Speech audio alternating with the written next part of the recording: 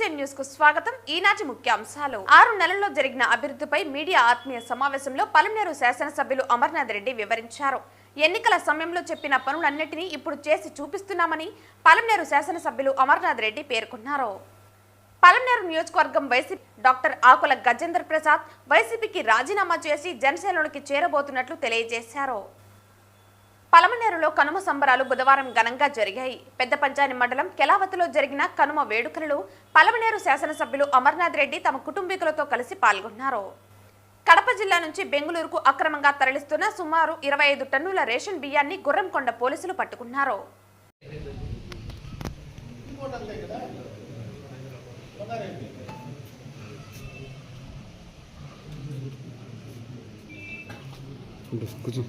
పెద్దపంచాని మండలంలోని తన స్వగ్రామం కెలావతిలో మకర సంక్రాంతి సందర్భంగా నియోజకవర్గ మీడియాతో ఆత్మీయ సమావేశం నిర్వహించారు. ఈ సందర్భంగా కూటమి ప్రభుత్వం ఏర్పడ్డాక ఈ 6 నెలల కాలంలో నియోజకవర్గంలో జరిగిన అభివృద్ధిపై వివరించారు.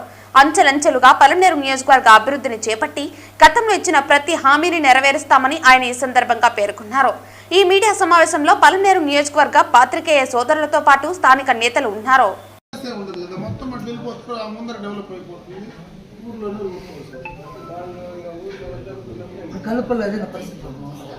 పాడుపడిపోతుంది అంతే. నేను అదే చెప్పిన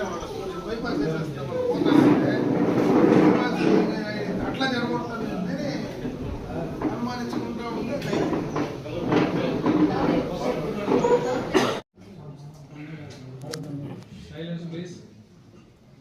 ఓకే, మొదలు పెడదామా. ఈరోజు కనుమ పండుగ రోజు మన నియోజకవర్గంలో ఉండేటువంటి పాత్రికేయులతో అందరితో కూడా కలిసి ఈ పండుగకు సంబంధించినటువంటి శుభాకాంక్షలు తెలియజేసుకోవడం. ప్రతి సంవత్సరం కూడా ఈరోజు మా గ్రామానికి మమ్మల్ని అందరినీ పిలిచిన వెంటనే ప్రతి ఒక్కరూ కూడా మా ఆహ్వానాన్ని మన్నించి వచ్చినటువంటి ప్రతి ఒక్క పాత్రికేయ మిత్రులందరికీ కూడా హృదయపూర్వకంగా నా నమస్కారాలు తెలియజేసుకుంటూ, అదేవిధంగా నూతన సంవత్సరం మరియు సంక్రాంతి శుభాకాంక్షలు మీకు అందరికి కూడా మనస్ఫూర్తిగా తెలియజేసుకుంటున్నారు. ముఖ్యంగా 2-3 విషయాలు, ఎందుకంటే ఇది పండుగ రోజు ఎట్లా అందరూ వచ్చారు కాబట్టి మన నియోజకవర్గానికి సంబంధించినవి కూడా 2-3 విషయాలు మీతో పంచుకునేటువంటి అవకాశం నాకు కలిగింది. కూటమి ప్రభుత్వం అధికారంలోకి వచ్చిన తర్వాత దాదాపు 6-7 నెలలుగా వస్తూ ఉంది. ఈ మధ్యకాలంలో కొన్ని కార్యక్రమాలు చేయడం జరిగింది. ముఖ్యంగా సీసీ రోడ్లకు సంబంధించి దాదాపు 13 కోట్ల రూపాయలతో పనులు దాదాపు కంప్లీట్ చేశాం ఈ 6 నెలల్లో. అదేవిధంగా లింక్ రోడ్లు ఏదైతే ఈజీఎస్తో మ్యాచింగ్ తీసుకొని లింక్ రోడ్లు, తార్ రోడ్లు ఈ నియోజకవర్గంలో 10 కోట్ల రూపాయలతో దాన్ని కూడా మొదలుపెట్టాం. దాదాపు అవన్నీ కూడా నిర్మాణ దశలో ఉన్నాయి. అదేవిధంగా external needed project EAP road, ఎందుకంటే ఇది మీ అందరికీ కూడా తెలుసు. గత 5 సంవత్సరాలకు ముందే 2018లోనే ఈ యొక్క రోడ్లన్నీ కూడా శాంక్షన్ చేయడం. గడిచిన 5 సంవత్సరాలు అప్పుడు అధికారంలో ఉన్నటువంటి వైఎస్ఆర్ కాంగ్రెస్ పార్టీ ప్రభుత్వం దాన్ని పూర్తిగా కూడా దాన్ని మరుగున పడేయడం, మళ్ళీ కూడా అధికారం వచ్చిన వెంటనే దాన్ని మళ్ళీ కూడా పటాలు ఎక్కించే కార్యక్రమం చేశాం. దాదాపు ఆ రోడ్లన్నీ కూడా జరుగుతూ ఉన్నాయి. మార్చికి లోపలనే పూర్తి స్థాయిలో దాదాపు 117 కోట్లతో 132 రింక్ రోడ్లు, అంటే నియోజకవర్గంలో అతి పెద్ద ప్రాజెక్ట్ ఇది.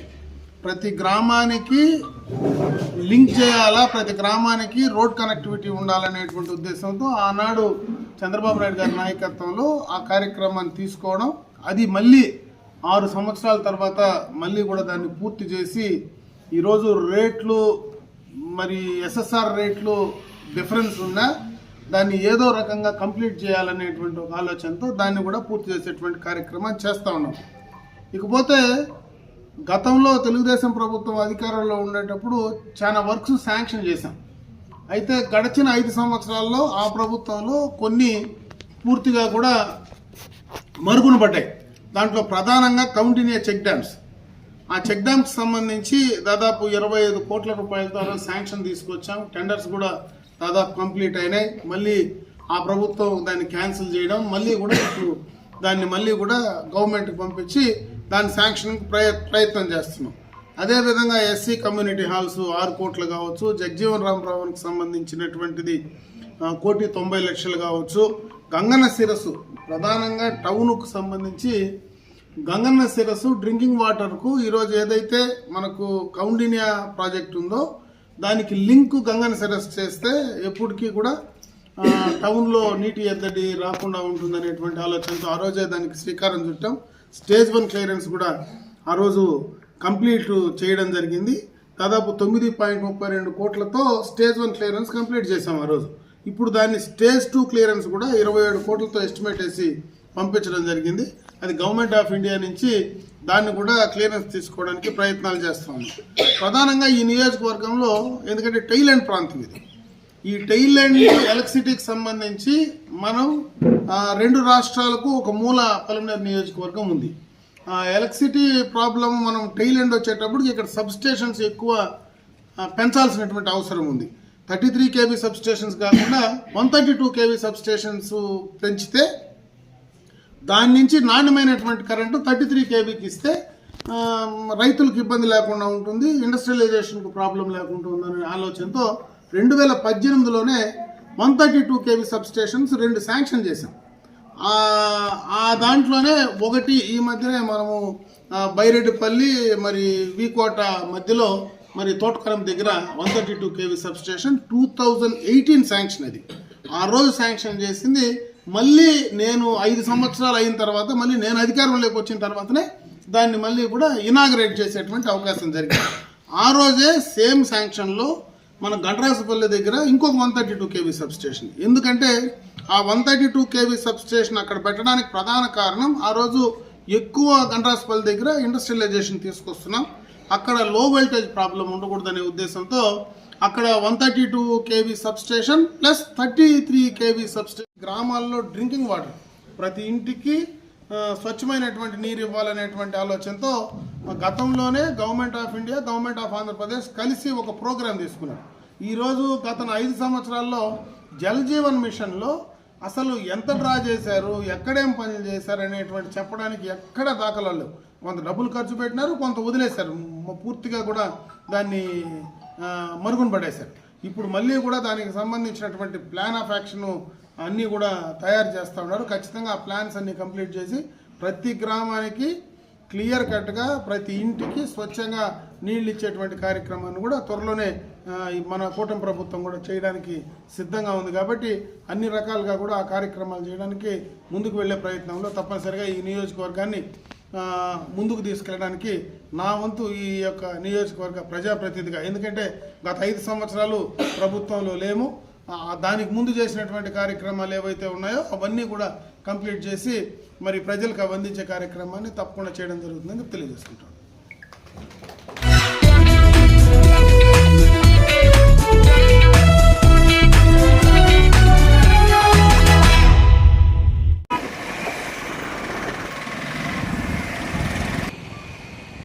సుమారు 25 టన్నుల రేషన్ బియ్యం లారీలో ఉన్నట్లు సమాచారం.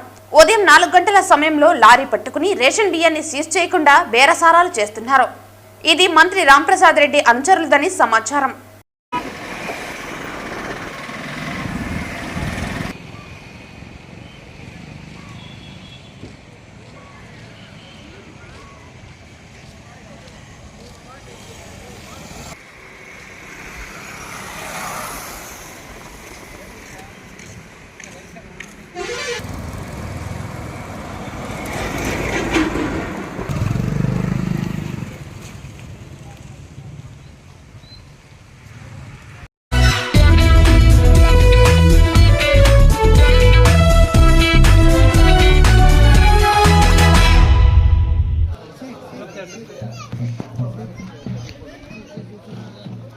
పలమనేరులో కనుమ సంబరాలు బుధవారం ఘనంగా జరిగాయి. పెద్ద పంజాని మండలం కెలావతిలో జరిగిన కనుమ వేడుకలలో పలమనేరు శాసనసభ్యులు అమర్నాథ్ రెడ్డి తమ కుటుంబీకులతో కలిసి పాల్గొన్నారు. అనంతరం గ్రామస్తులతో కలిసి గోపూజ నిర్వహించారు. ఈ సందర్భంగా గ్రామస్తులు సాంప్రదాయ ప్రకారం గ్రామ పురవేదులలో గోవులను ఊరేగించారు.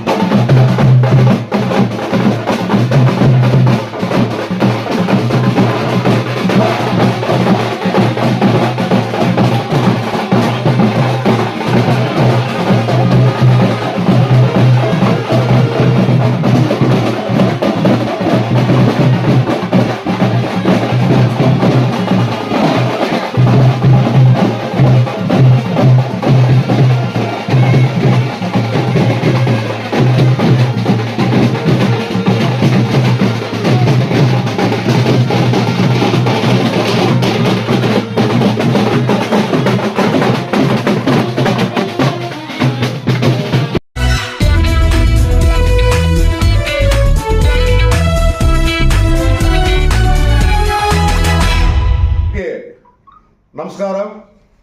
ఈరోజు నేను నా కుటుంబ సభ్యులైన నాకు సొంత తమ్ములతో అయినా నాకు ఇక్కడ విచ్చేసిన పలమనేరు మీడియా వాళ్ళ అందరి తరపున రాష్ట్ర వ్యాప్తంగా పలమనేరు నియోజకవర్గం వైసీపీకి రాజీనామా చేసి జనసేన పార్టీలోకి చేరబోతున్నట్లు డాక్టర్ ఆకుల గజేంద్ర ప్రసాద్ తెలియజేశారు.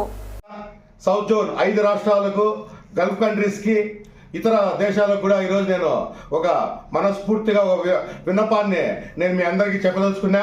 అదేవిధంగా వైఎస్ఆర్సీపీ కాంగ్రెస్ పార్టీ అధిష్టానమైన మాజీ ముఖ్యమంత్రి జగన్మోహన్ రెడ్డి గారికి, అదేవిధంగా పెద్దలు ప్యూచులు అయిన పెద్దిరెడ్డి రామచంద్ర రెడ్డి గారికి, మిథునన్న గారికి, జిల్లా అధ్యక్షులైన భరత్ గారికి, ఎమ్మెల్సీ ఎక్స్ వాళ్ళందరికీ కూడా నేను నా కుటుంబ సభ్యులైన నా తమ్ముళ్ళు మీడియా వాళ్ళ తరఫున ప్రతి అందరికీ కూడా నేను వినయంగా మనస్ఫూర్తిగా వినవించుకుంటున్నా. నేను వైఎస్ఆర్ కాంగ్రెస్ పార్టీలో రాష్ట్ర సంయుక్త కార్యదర్శిగా ఉన్న విషయం ప్రజలందరికీ తెలిసిందే. నేను ఈరోజు ఆ వైఎస్ఆర్సీపీకి సంబంధించిన రాష్ట్ర సంయుక్త కార్యదర్శి పదవికి నేను మనస్ఫూర్తిగా ఎవరు బలంతం లేకుండా నా మనసుకు నేకే అనిపించి నేను ఈరోజు రాజీనామా చేయడం జరిగింది.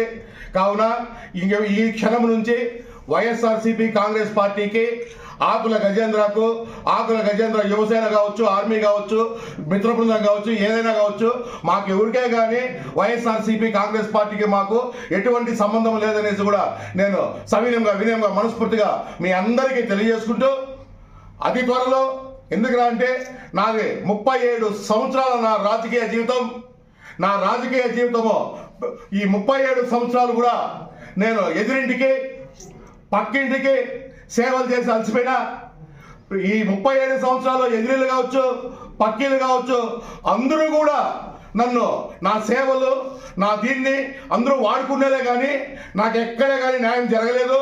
అదే జగమెరిగిన సత్యం, ప్రజలందరూ కూడా తెలిసిన విషయమే. ప్రజలందరూ కూడా చాలామంది కొన్ని సంవత్సరాలుగా నా కోసం ఎదురు చూసినారు, పదవి వస్తుందేమో అని. ఎందుకో కొన్ని కారణాల వల్ల, కొన్ని దుష్ట శక్తుల వల్ల నాయకులు కూడా, వైఎస్ఆర్సీపీలో ఉన్న నాయకులు కూడా కొన్ని పనికిరాని చిన్న దుష్టశక్తుల వల్ల కూడా నాకు పదవి ఇవ్వలేకపోయినారు.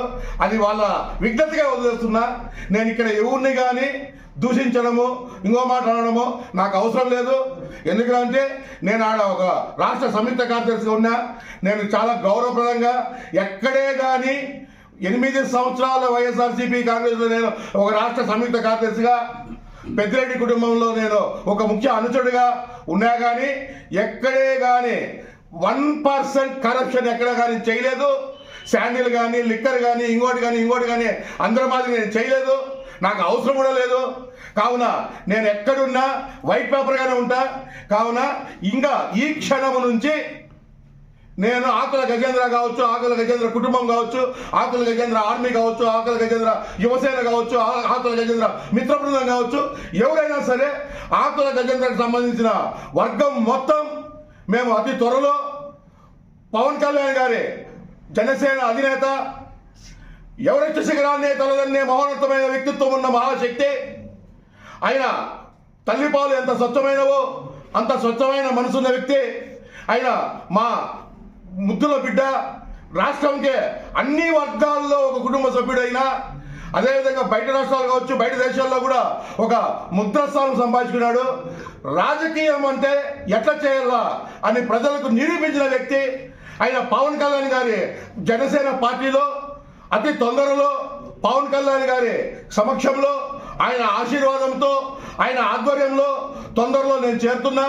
అదేవిధంగా ఇన్ని సంవత్సరాలుగా ప్రజలందరూ రాజకీయ పార్టీలకు అతీతంగా, కుల మతాలకు అతీతంగా నన్ను, నా కుటుంబాన్ని, నా వర్గాన్ని ఏ విధంగా ప్రజలందరూ నన్ను ఆశీర్వదించినారు, జీవితాంతం కూడా అదే విధంగా మీరు అందరూ కూడా మమ్మల్ని ఆశీర్వదించవలసిందిగా నేను ఒక రాజకీయ నాయకుడిగా కాకుండా మీ అందరికీ ఒక కుటుంబ సభ్యుడిగా వినయంగా మనస్ఫూర్తిగా వేడుకుంటూ అర్థిస్తున్నా. అదేవిధంగా నేను ఖచ్చితంగా ప్రతి ఒక్క వర్గానికి కూడా, కుల మతాలకు అతీతంగా, రాజకీయ పార్టీలకు అతీతంగా కూడా నేను జనసేన పార్టీలో చేరి జనసేన పార్టీ తరఫున పవన్ కళ్యాణ్ గారి అడుగుజాడల్లో, పవన్ కళ్యాణ్ గారి ఆలోచన విధానాల్లో, ఆయన కార్య ఆచరణలో ఏదైనా కావచ్చు, ఆయన ఎక్కడ అడుగేస్తే ఆ అడుగులో వెనకాల ఆకుల గజేంద్ర అడుగు కూడా తుది శ్వాస వరకు ఉండదనేసి కూడా నాకు జన్మించిన తల్లిదండ్రుల సాక్షిగా ప్రమాణం చేస్తూ నేను మళ్ళీ చెప్తున్న ప్రజలందరికీ మీ అందరి ఆశీర్వాదం, మీ అందరి ప్రేమ కూడా నాకు అదే విధంగా మీరు ఎప్పుడు ఇస్తారనేసి కూడా మీ అందరిపైన నమ్మకంతో నేను మరొక్కసారి మీ అందరికీ కృతజ్ఞతలు, ధన్యవాదాలు తెలియజేసుకుంటూ, నేను ఈరోజు పిలిచిన వెంటనే ఈరోజు పండగ వాతావరణం అయినా ఇక్కడ వచ్చిన మీడియా మిత్రులందరూ కూడా పండగ వాతావరణంలో బిజీగా కుటుంబ సభ్యులతో ఉంటే కూడా నేను ఒక మాట పిలిచిందంటే వెంటనే మీరు అందరూ వచ్చిన దానికి మీ అందరికి కూడా మరొకసారి కృతజ్ఞతలు, ధన్యవాదాలు వినయంగా మనస్ఫూర్తిగా తెలియజేసుకుంటూ ప్రార్థిస్తూ మీ అందరికీ అర్థిస్తూ సదా మీ సేవలో డాక్టర్ ఆకుల గణేష్.